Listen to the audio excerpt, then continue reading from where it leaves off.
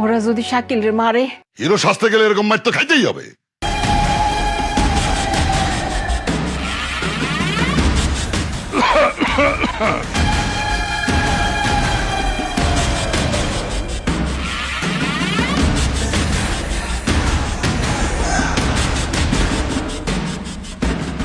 চাচা জান, আসসালামু আলাইকুম। এই মিষ্টি মিষ্টি, যা তোরা বাজে, তোরা যা যা যা, যা। এই, কিসের মিষ্টি? ইয়া, বন্ধু আজাদ, বলছি শত্রুতা তো অনেকদিনই হলো, এবার তোমার ভাই শাকিল আর আমার বোন প্রীতির নিষ্পাপ মুখের দিকে তাকিয়ে চলো না শত্রুতা ভুলে যে আবার বন্ধু হয়ে যাই।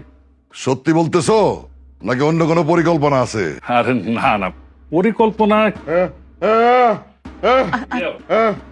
চাচা, আপনি একটু শান্ত হন। পরিকল্পনা কিভাবে করবো বলো?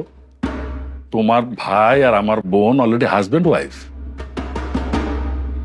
আর সবচেয়ে বড় কথা হলো গিয়া প্রীতির গর্ভে আপনাদের বংশের প্রদীপ আসতেছে। বাবা,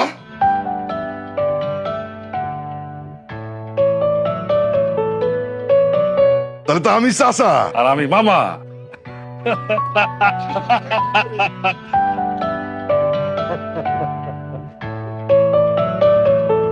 আমি যে আমার ভালোবাসার মানুষটাকে বিয়ে করতে যাচ্ছি,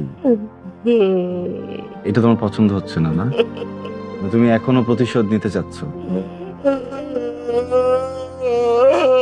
কি মানে বাবা, আমার কাছে কেমন যেন লাগতেছে সবকিছু, বুঝছো? কিছু ভালো লাগতেছে। কি করবে? হ্যাঁ, আমি প্লেন বিদেশ, বিদেশে কি হয়েছে? বিদেশে চলে যাব? তুই একই কথাই তো হলো। তার মানে তুমি চাচ্ছ না আমি প্রীতিকে বিয়ে করি, আমি আমাকে বিদেশ পাঠিয়ে দিবা?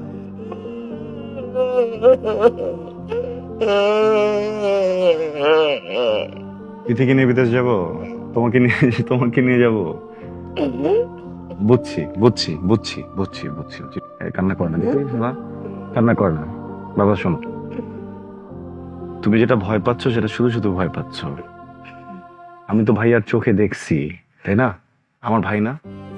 আমি দেখছি ভাইয়াকে, আমি প্রীতি ভাইকেও দেখছি। উনারা আর কোনো গন্ডগোল করবে না। এই যে বিয়েটা যে করতেছে, মানে মানে করাচ্ছে যে, এইটা থেকে দেখবো যে সবকিছু ঠিক হয়ে যাবে, শান্তি চলে আসবে। ওকে, এই যে আমি তোমার হাত ছুঁয়ে কসম করতেছি, যদি 2 গ্রামের মাঝে আর কখনো কোনো গন্ডগোল হতে যায়, আমি মাঝখানে দাঁড়াবো। আমি গন্ডগোল হতে দিব না। যদি কারো 1 ফোঁটা রক্ত ঝরে, ওই রক্ত ঝরার আগে আমি মরে যাবো। আমি তোমাকে ছুঁয়ে কসম করলাম বাবা।